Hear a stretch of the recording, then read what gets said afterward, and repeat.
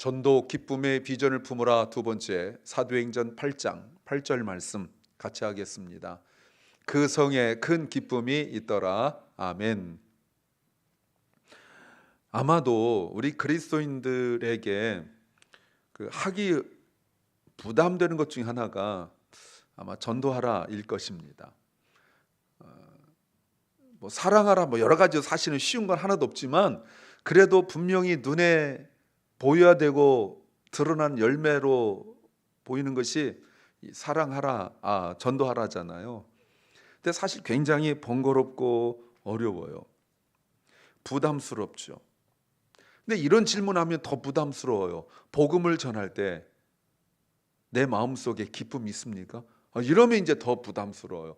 전도를 하는 것도 부담스러운데 전도를 할 때 내 마음속에 기쁨이 있느냐라고 물어보면 그건 정말 더 부담스러운 일들 중에 하나라고 말할 수가 있죠. 어떤 때는 내 자신의 믿음이 확신이 없어서 그러기도 하고, 어떤 때는 다른 사람의 마음을 조금 이렇게 부담스럽게 할까, 관계가 깨질까 이러기도 하고, 여러 가지 때문에 우리가 전도를 못할 때가 많지요. 그러다가 결국은 그러려니 하고 지나갈 때도 많아요. 그런데 오늘 본문은 완전히 반대예요. 오늘 본문 8절 말씀에 그 성에 큰 기쁨이 있더라. 이 짧은 구절이지만 정말 중요한 내용들이 다 담겨 있어요. 이것 가지고 제가 몇 번 설교를 할까 싶을 정도로 이 한 절에 어마어마한 내용이 다 담겨져 있어요. 적어도 오늘 본문에서 8절에 그 성에 큰 기쁨이 있더라, 여기에 적어도 세 가지를 간추려서 세 가지를 본다면, 한글 성경에 나와 있지 않지만 영어 성경에 so, therefore, 그러므로 하나 나오고요. 또 하나가 있더라라는 거죠. 있더라. 또 하나가 큰 기쁨, 이렇게 말할 수 있습니다. 물론 하나 더 이야기한다면 그 성에 이게 있지만 그 성에는 빼고 크게 세 가지를 말할 수 있어요.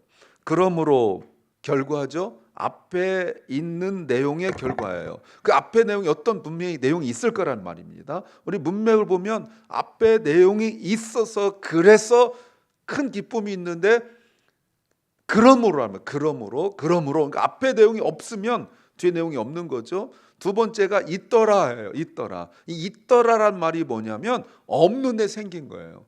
그 전에는 그 성에 큰 기쁨이 없었어요. 그런데 어떤 일의 결과로, 리절트, 그 결과로 그 성에 큰 기쁨이 생겼다라고 말할 수 있어요.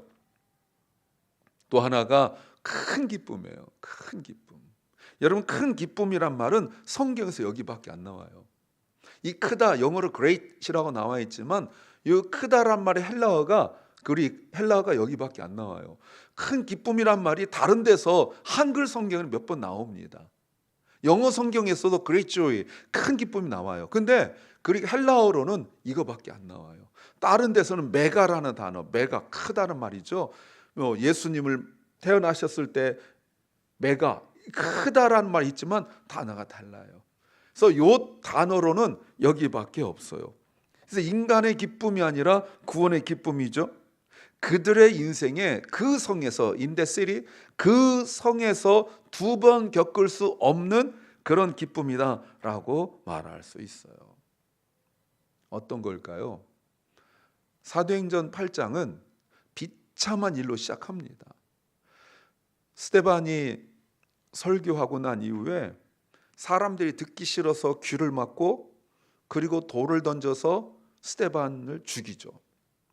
거기서 끝나지 않고 그 일로 시작하여서 사울, 나중에 바울 된 사울을 중심으로 해서 예루살렘에 있는 교회들을 핍박하기 시작하는데, 단순히 예배를 못 드리게 하는 정도가 아니라 잡아다가 감옥에 집어넣기도 하고, 잡아다가 때리기도 하고, 심지어 잡아다가 죽이기까지 했어요. 그래서 8장은 예루살렘에 많은 사람이 있었습니다. 한 번 설교에 3,000명, 한 번 설교에 5,000명 정도 되는 사람들이 주님 앞에 왔고, 그리고 셀 수 없는 많은 사람들이 있었다면 정말 많은 성도도 있었다라고 볼 수 있는데, 사도들만 빼고 다 뿔뿔이 터졌다라고 성경은 말씀하고 있어요.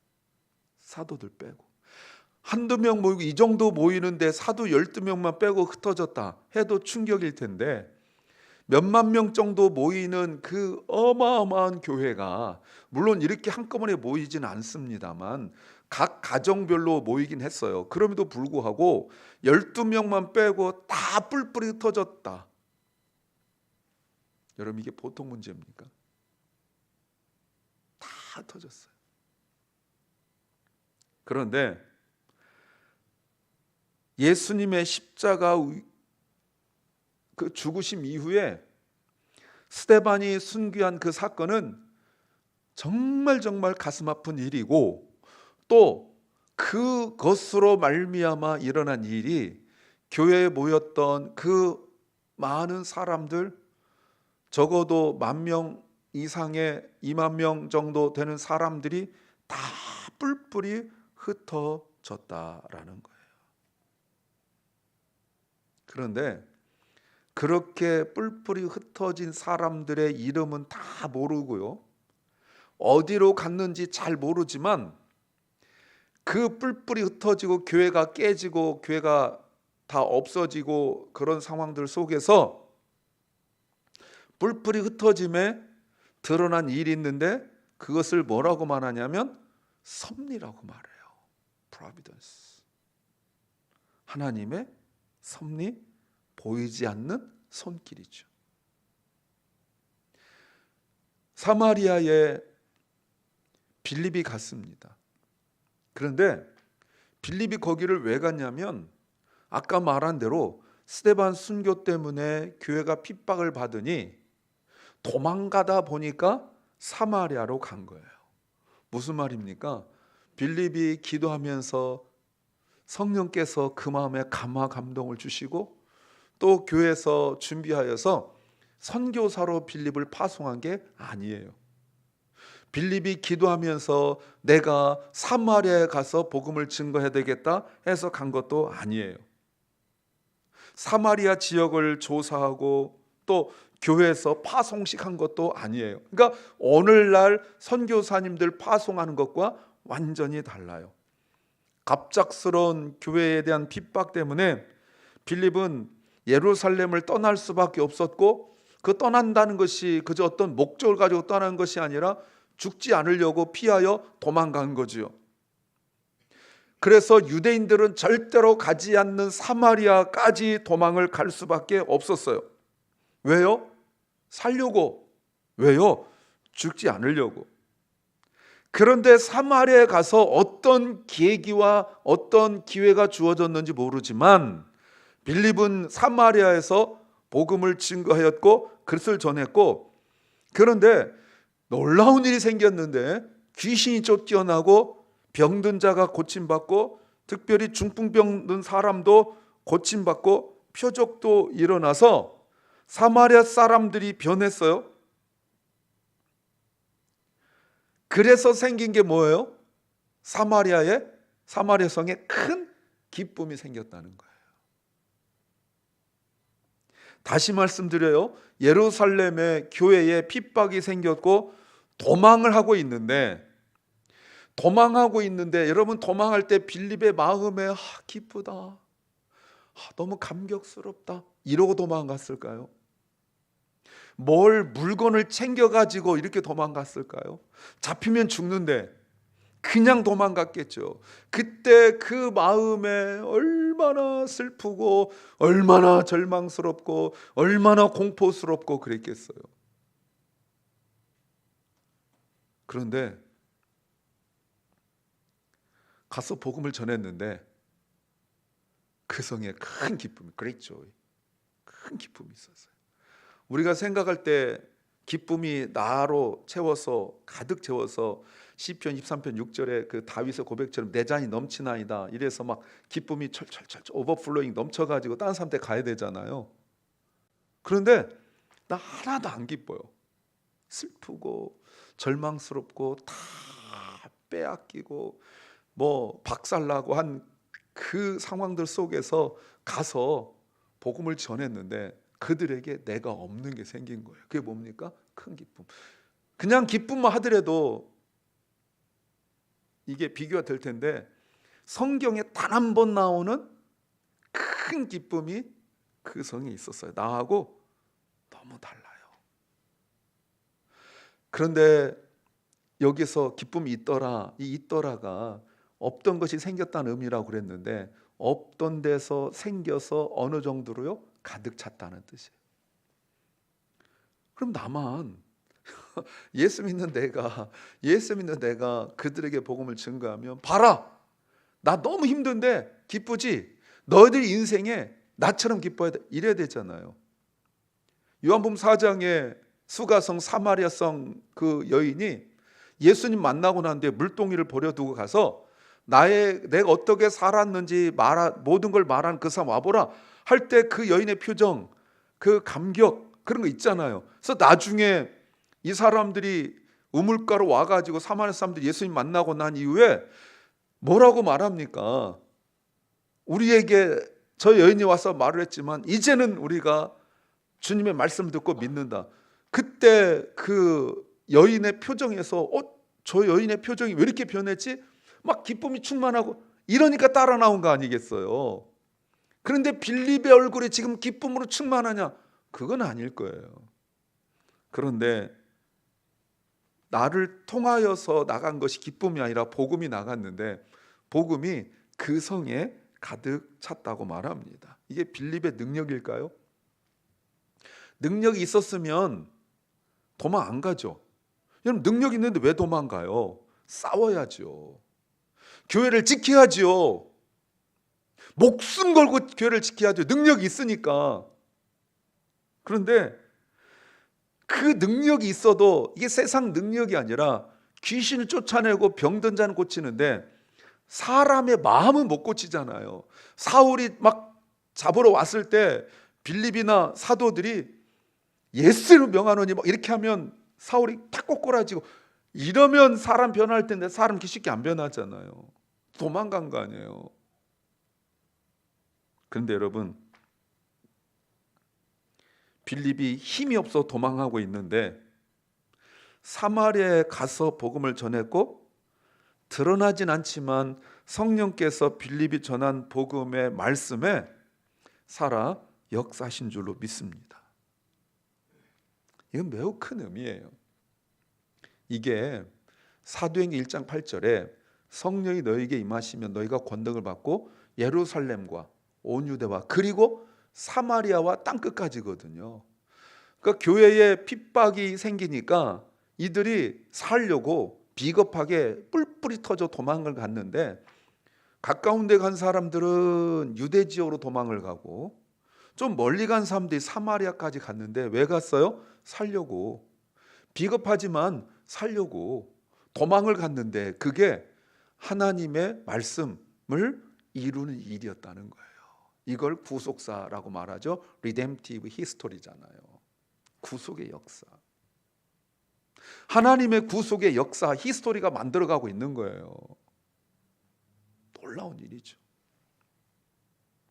내가 여기 가면 하나님의 놀라운 구속 역사가 이루어질 거야. 내가 여기 가면 하나님의 놀라운 뜻이 이루어질 거야 해서 간 것이 아니라 어쩔 수 없이 피하여 도망을 갔는데 그게 하나님께서 예수님께서 승천하시면서 하신 그 말씀이 이루어지고 있는 거예요.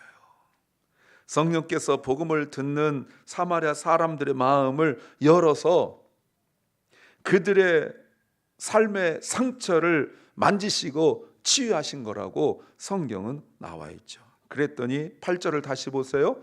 그랬더니 그러므로 So there was great joy in the city. In the city. 사마리아. 그럼 이렇게 말할 수 있습니다. 복음은 사람이 안전하여졌을 때 전해진 것이 아니라 오히려 위기 속에서 도망하는 발걸음 위에 임했다. 이런 거는 이렇게 적어놓은. 여러분, 이게 굉장히 중요한 터닝 포인트. 이게 어마어마한 터닝 포인트예요. 교회 역사에 하나님 뜻이 이루어질 때 이게 우리한테 중요한 교과서처럼 말해주는 거예요.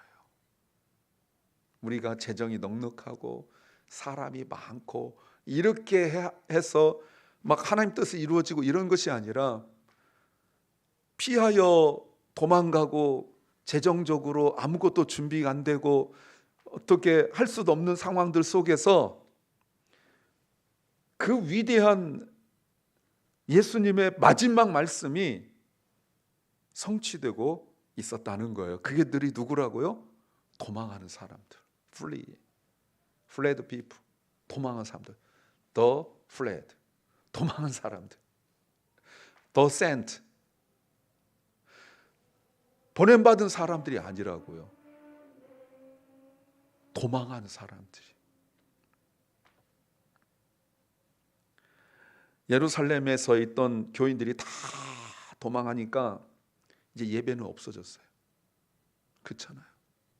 사도들 12명이 모여 앉아서 예배는 드렸겠지만 그 전에 있었던 그 예배는 없어졌어요.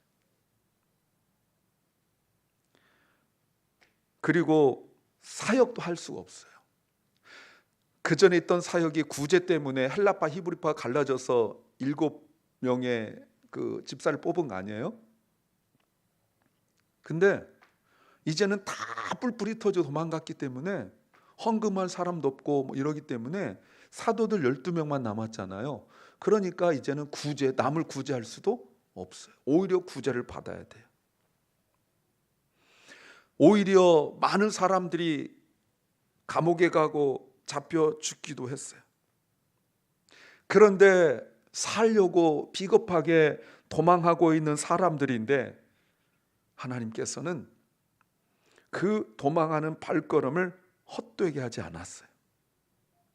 그 도망하는 발걸음에 빌립 집사뿐만 아니라 많은 사람들이 도망하면서 그냥 도망하지 않고 복음을 전했다고 성경은 증거하고 있어요. 마치 이런 이야기를 혹시 들어보셨나 모르겠지만 옛날에, 요즘은 아니고요, 옛날에 그 마을에 우물이 하나 있습니다. 우리 외갓집에도 마을에 우물이, 그 마을에 우물이 딱 하나 있었거든요.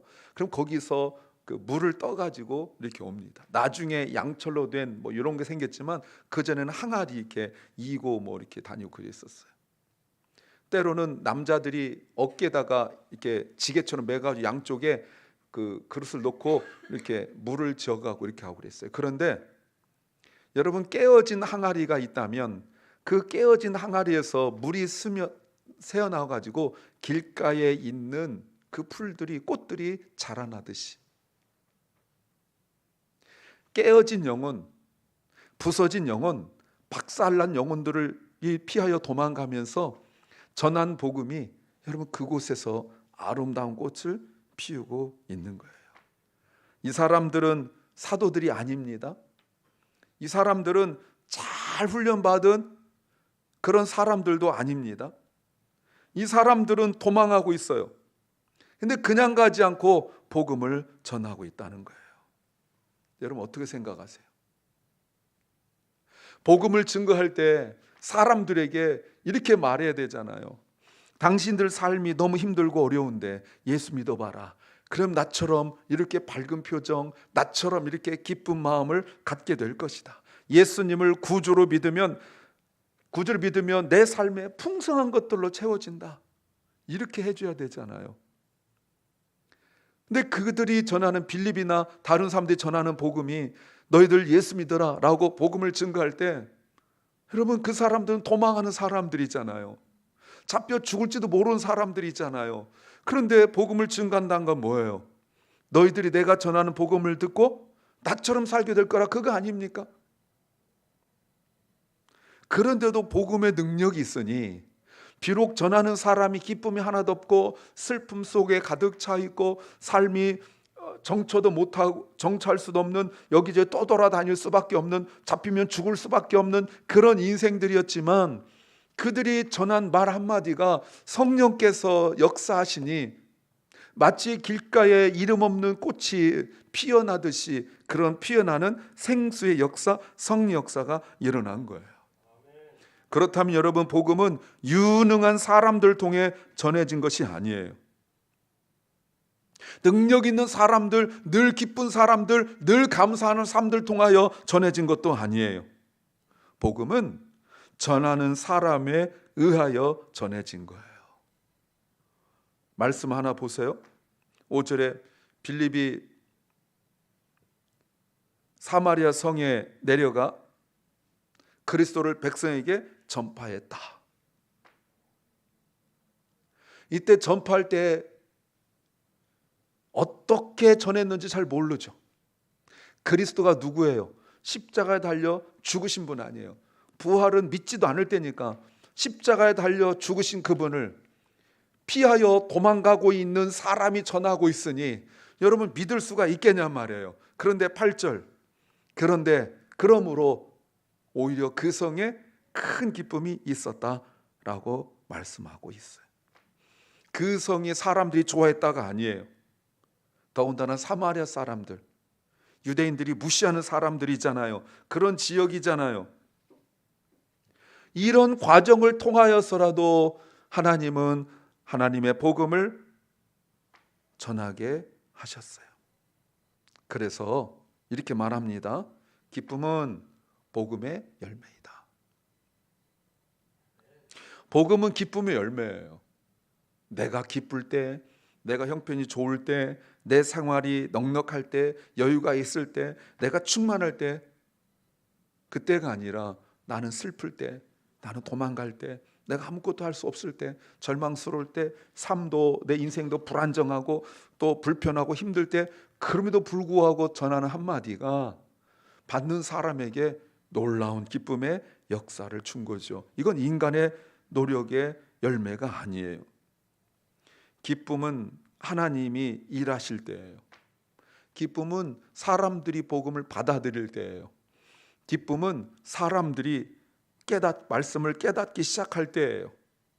기쁨은 그리스도가, 예수가 나의 구원자심을 믿을 때예요. 그때 임하는 감동이고 그리고 감사예요. 한두 사람이 아니라 그 성 전체에 가득 찼어요. 공동체 임한 거죠. 그렇다면 복음은 하나의 인포메이션, 정보가 아니라 살아가는 능력이 되는 거예요. 이렇게 말할 수 있습니다. 그래서 복음은 존재를 건드리는 힘이다. 사람의 그 존재, my very being, your very being, our very being, 그 존재 그 자체를 변화시켜요. transforms, 건드려요. 그냥 찝쩍대는 게 아니라 transform, 폼을 트랜스해버려요. 여러분, 하나님이 그의 인생, 그의 존재를 건드리시고 그 땅을 만지시는 증거가 바로 복음이고 기쁨이에요. 우리는 복음을 전하면서 기쁨을 상상하지 못해요. 왜냐하면 부담이 크기 때문에, 왜냐하면 내 마음이 어렵기 때문에. 그런데 여러분, 그럼에도 불구하고 복음을 전했을 때 놀라운 역사가 일어난 거예요. 이 기쁨은 인간이 만든 감정이 아니라 성령께서 역사하실 때만 가능한 일이죠. 그래서 우리가 말을 잘 할 수 있느냐, 얼마나 내가 능통하게, 얼마나 유창하게 말할 수 있느냐가 아니라 성령께서 역사하신 것을 내가 보느냐 보지 않느냐예요. 우리에게 사마리아가 누구입니까? 어디입니까? 익숙하지만 피하고 싶은 지역, 사람들은 누구입니까? 그들에게 나의 형편에도 불구하고 나의 마음에도 불구하고 한마디를 던졌을 때 그 말씀이 지금까지 역사가 없었다 할지라도, 그러나 분명히 놀라운 역사가 일어날 줄로 믿습니다. 요한복음 4장에서 예수님께서 사마리아 지역에 복음을 증거했지만 수가성 사마리아 여인이 변하고 사람들이 복음을 듣고 변한 것 같았지만 여전히 조금 있다가 그들은 다시 예전으로 돌아간 것 같아요. 그러나 때가 되어서 빌립 집사를 통하여 복음이 증거되어졌을 때 그들은 놀라운 변화가 일어났습니다. 이 은혜 누리시길 주의 이름으로 축원합니다.